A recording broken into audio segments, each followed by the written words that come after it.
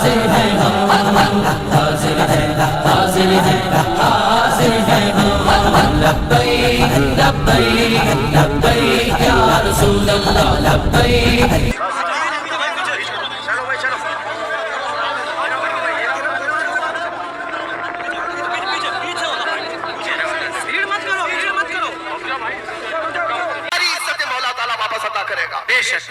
कुछ नहीं होना है।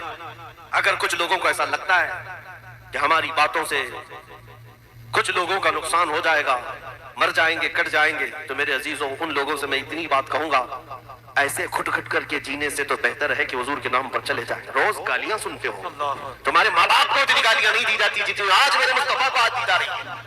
एहसास है इस बात का?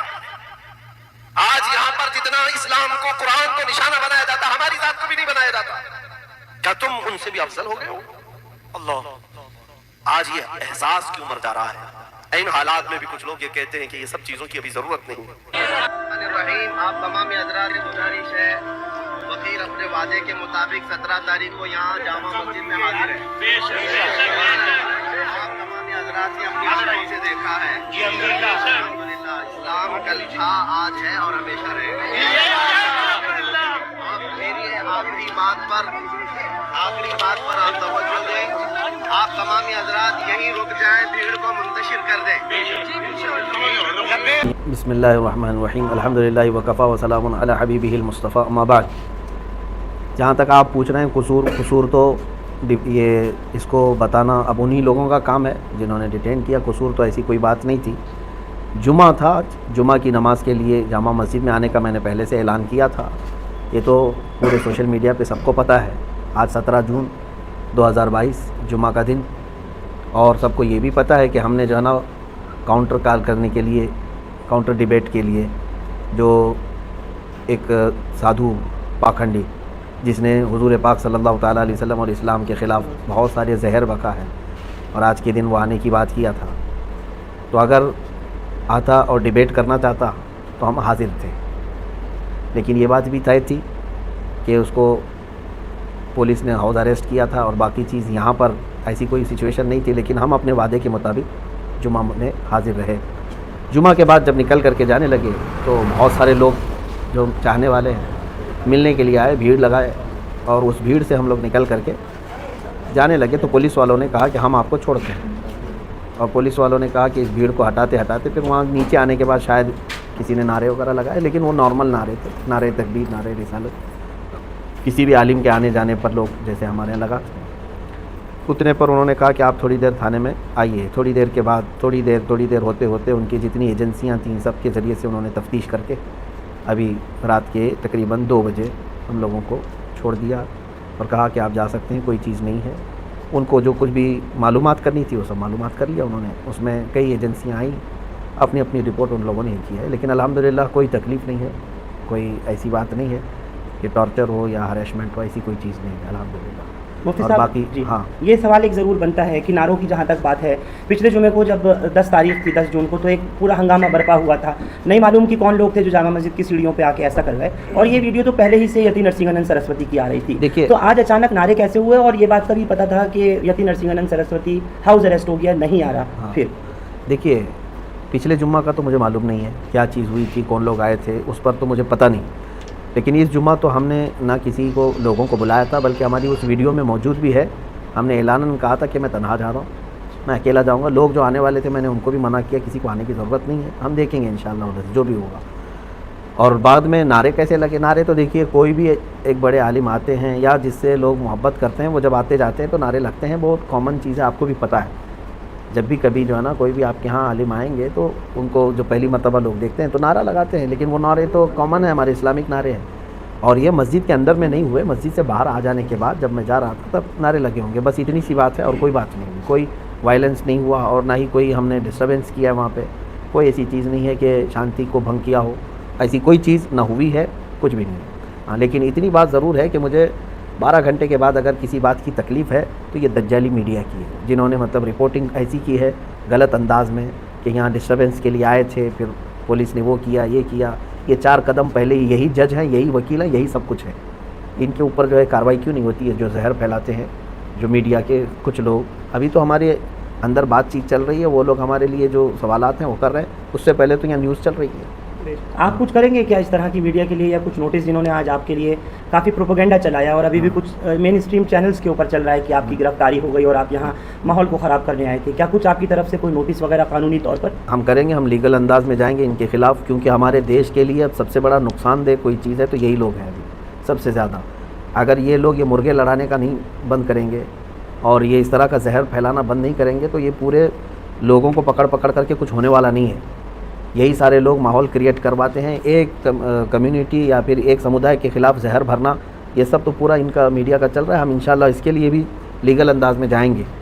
مولانا جامع مسجد آنے سے پہلے کیا کسی سرکردہ شخصیات سے کوئی بات ہوئی تھی یا کوئی ذمہ داروں سے بات ہوئی تھی یہاں, یا کچھ احتجاج کو لے کر کے؟ نہیں, ہمارا نہ یہ احتجاج تھا, نہ پروٹیسٹ تھا, نہ ہمارا وہاں کچھ بیان ہونا تھا. ہم کو تو وہاں پر پریزنٹ رہنا تھا. ہم حاضر ہوئے جو آپ نے وعدہ کیا. ہاں بالکل, ہم اپنے وعدے کے مطابق حاضر رہے, بلکہ شام تک, رات کے 2 بجے تک وہیں حاضر رہے. ہاں, ہم تو اس بات میں آئے تھے. باقی جہاں تک بات ہے سرکردہ شخصیات سب کے علم میں ہے اور سارے لوگ الحمدللہ دعائیں بھی دے رہے ہیں, سپورٹ میں بھی ہیں. مولانا تھانے میں کس طرح کی آپ کے ساتھ میں کوئی کسی طرح کی بدسلوکی دلی پولیس نے, آئی بی نے, اسپیشل برانچ نے یا کرائم برانچ نے, کچھ وہ بھی بتائیں ان 12 گھنٹوں کی بات درشکوں کو, کیونکہ لوگ آپ کا بہت انتظار کر رہے ہیں سننے اور دیکھنے کے لیے. نہیں, کسی نے بھی نہیں.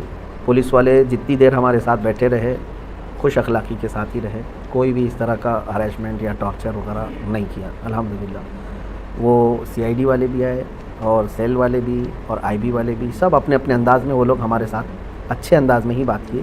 کسی نے مطلب غیر اخلاقی حرکت. آپ کی کوئی پروفائل بھی کھنگالی گئی ہے؟ بس آخری 1-2 سوال لوں گا. انہوں نے دیکھا اور شاید ڈھونڈنا چاہا کہ آپ کے پاس سے کچھ ایسی چیزیں مل جائیں جس سے کچھ اسٹیبلش ہو سکے, تو کیا بتائیں گے مفتی صاحب ایسا کچھ؟ مجھے تو نہیں پتہ انہوں نے کیا کیا کھنگالا ہے, وہ اگر آپ کو پتہ ہے تو آپ ہی نیوز چلائیے اس کو. میرے سامنے تو ایسا کوئی چیز کھنگالی نہیں ہے, جو پوچھنا تھا انہوں نے سامنے پوچھا ہے. کھنگالنے کی جہاں تک بات ہے, اگر آپ کو کہیں سے غیب سے پتہ چلا ہے تو آپ ان سے ہی انٹرویو لیجیے.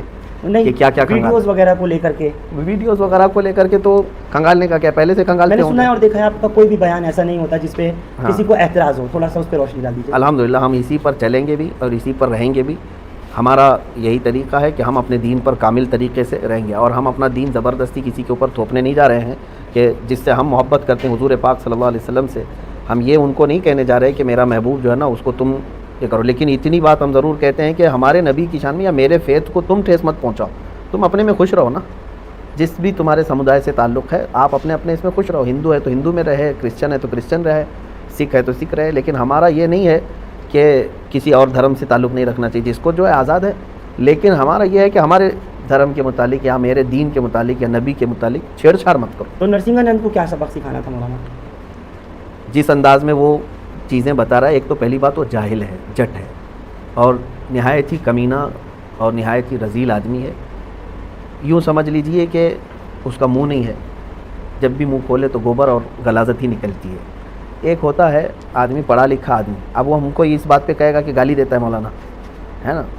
اب ان کو اپنے بارے میں گالی پسند نہیں ہے, کروڑوں مسلمانوں کے نبی کے بارے میں جب وہ بھوکتا ہے تب کیسا لگے گا سب کو, یہ بھی تو سوچنا چاہیے.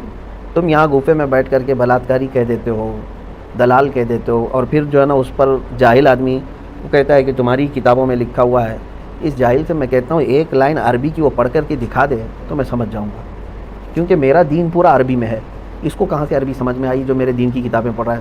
سارا گوگل سے لیا ہوگا, اور ساری جو کتابیں باہر سے آئی ہیں اس کو پڑھ کر کے کیا ایسی دین سیکھا جائے گا؟